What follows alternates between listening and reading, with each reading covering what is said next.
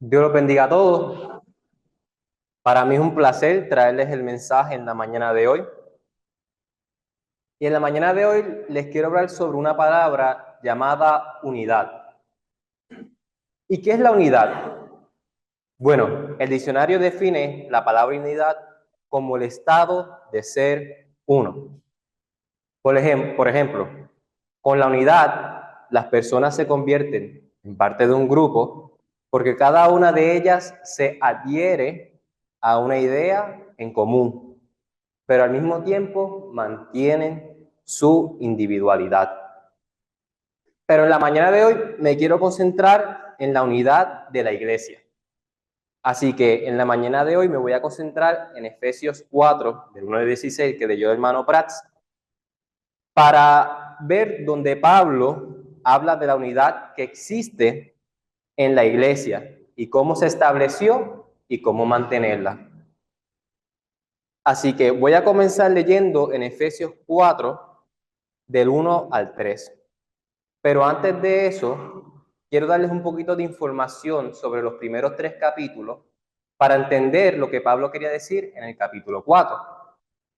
En los primeros 3 capítulos, Pablo enumeró todas las cosas que Dios hizo por los efesios, como Dios había planeado su salvación antes del principio de los tiempos, que Dios tiene dones espirituales preparados, esperándolos en el cielo, y que Dios creó un vínculo, una unión entre Él mismo, Jesús, el Espíritu Santo y la iglesia. Y en el capítulo 4, donde vamos a comenzar, Pablo explica la respuesta que Dios espera de la iglesia debido a lo que Él ha hecho a nuestro favor. Él mencionará lo primero que Dios espera que la iglesia que Él ha establecido a través de Dios haga. Así que vamos a leer los primeros 3 versículos que dice: Yo pues, preso en el Señor, os ruego que andéis como es digno de la vocación con que fuisteis llamado, con toda humildad y mansedumbre, soportándoos con paciencia los unos a los otros, en amor, solícitos en guardar la unidad del Espíritu en el vínculo de la paz. Pablo comienza exhortándonos a preservar la unidad que ya existe y a la cual la iglesia fue añadida. Es interesante notar que lo primero que Dios quiere es que preservemos esa unidad. La iglesia no crea la unidad. La unidad ya existe entre el Padre, Jesús y el Espíritu Santo. Pero cuando Jesús dio su vida por nosotros y dio su palabra para construir la iglesia y dio al Espíritu Santo para sostenerla, Él hizo que la iglesia fuera parte de esta deidad unificada. Todo aquel que acepta a Jesús en su vida y se vuelve parte de la iglesia, se vuelve parte de esta deidad unificada. Ahora bien, Pablo expone lo que la iglesia debe hacer para mantener su unidad con Cristo, ya que es algo muy importante. La amenaza de división en Efeso también conllevaba el peligro de perder la unidad con Cristo. Y Pablo comienza esta sección alentándolos a perseverar la unidad y explica cómo deben hacerlo. Preservar la unidad requiere que tengamos cierta actitud unos con otros. Y Pablo enseña a los hermanos de Efeso en qué consiste esa actitud. Y consiste en 3 cosas. Primero, en humildad. Tenemos que ser humildes unos con otros. Eso significa que debemos ser lo opuesto al orgullo y la vanidad. Segundo, tenemos que ser mansos unos con otros. Nuestra actitud tiene que ser de mansedumbre. Y tercero, debemos ser pacientes unos con otros. Tener la voluntad de soportar las pruebas, el sufrimiento e incluso el fracaso sin perder el control de uno mismo ni la alegría. Pablo nos dice que en Cristo todos somos igualmente bendecidos, salvos y preciosos para Dios.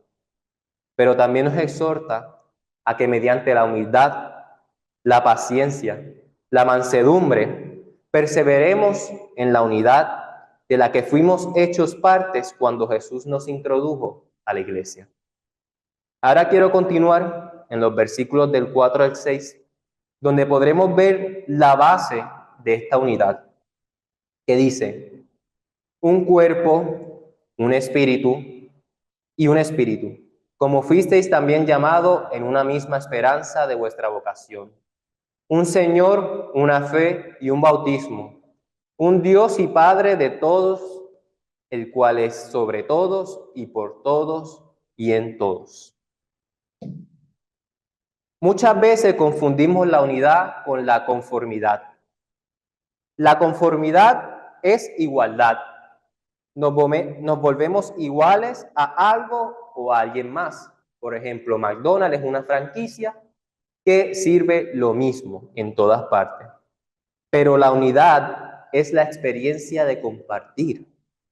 Compartimos una esperanza, un líder, una idea similar. Esta es la base de la unidad. En los versículos 4 al 6, Pablo menciona 7 elementos objetivos que los cristianos comparten, que sirven para unirlos en una unidad. Nosotros como cristianos estamos unidos porque compartimos un solo cuerpo. Hay un solo grupo de personas salvadas, una sola iglesia ante los ojos de Dios.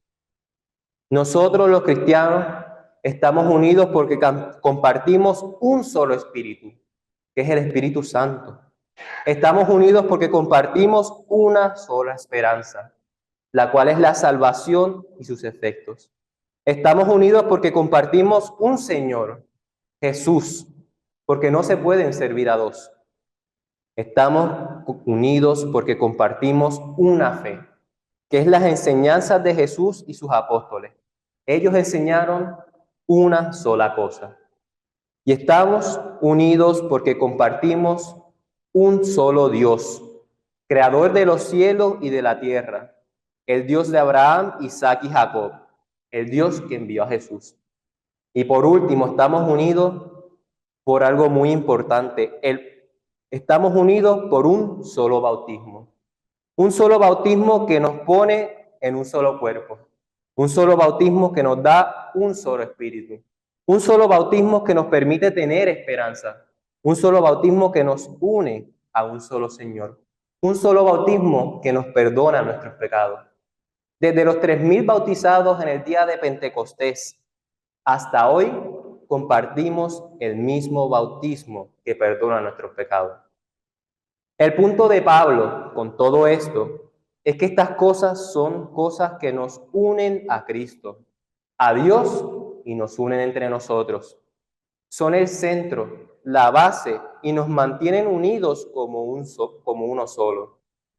Por ejemplo, en el bautismo estoy unido a Cristo y a través de él a Dios, así también como al Espíritu Santo, pero también a todos los demás que han experimentado este mismo bautismo. Estamos unidos por la experiencia de todas estas cosas. Ahora, quiero continuar en Efesios 4, del 7 al 13, porque Dios nos ayuda a mantener esta unidad. No estamos solos. Dicen del 7 al 13. Pero a cada uno de nosotros fue dada la gracia conforme a la medida del don de Cristo. Por lo cual dice: subiendo a lo alto, llevó cautiva la cautividad y dio dones a los hombres. Y eso de que subió, ¿qué es? Sino que también había descendido primero a las partes más bajas de las tierras. Y que descendió es el mismo que también subió por encima de todos los cielos para llenarlo todo. Y él mismo constituyó a unos apóstoles, a otros profetas, a otros evangelistas, a otros pastores y maestros, a fin de perfeccionar a los santos para la obra del ministerio, para la edificación del cuerpo de Cristo, hasta que todos lleguemos a la unidad de la fe y del conocimiento del Hijo de Dios, a un varón perfecto, a la medida de la estatura de la plenitud de Cristo. Jesús es capaz de proveer abundantemente los dones necesarios para mantener esta unidad. Jesús lo llena todo. A Él no le falta la capacidad de darnos todo lo que necesitamos para mantener la unidad. En relación con esta unidad y su mantenimiento, cada persona ha recibido un don, una gracia para contribuir al mantenimiento de esta unidad. Pero esta unidad, Pablo nos describe que los dones no son poderes, los dones son personas. De cualquier manera, son dones que ayudan a la iglesia a mantener la unidad. Y los dones que él menciona son, número uno, los profetas y los apóstoles. Estos ya no están, pero estos contribuyeron a la palabra de Dios, o sea, la Biblia, continuando así enseñando y nutriendo a la iglesia. Y también él menciona a los evangelistas, a los pastores y maestros. Estos eran regalos entonces y también lo son hoy.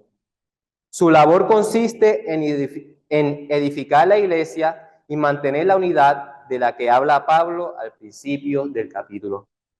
Y lo hacen proveyendo a cada santo de lo que necesita para servir a los demás en el cuerpo y así crear y mantener la unidad. ¿Y cómo ayudan al cuerpo?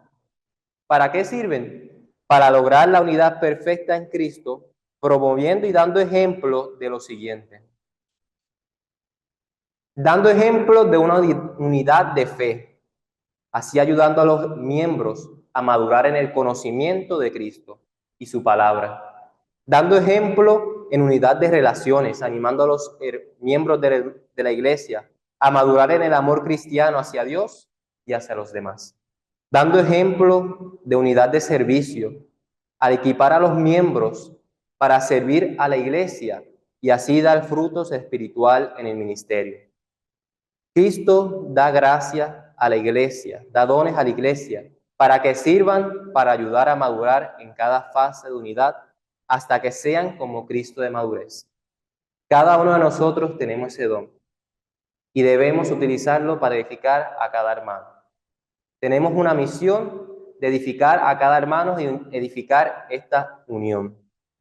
Ahora, me gustaría terminar en la mañana de hoy con Efesios 4 del 14 al 16, donde podremos ver los resultados de la unidad, que dice, para que ya no seamos niños fluctuantes, llevados por doquiera de todo viento de doctrina, por estratagema de hombres que para engañar emplean con astucia las artimañas del error, sino que siguiendo la verdad en amor, crezcamos en todo en aquel que es la cabeza, esto es Cristo, de quien todo el cuerpo, bien concertado y unido entre sí por todas las coyunturas que se ayudan mutuamente, según la actividad propia de cada miembro, reciba crecimiento para ir edificándose en amor.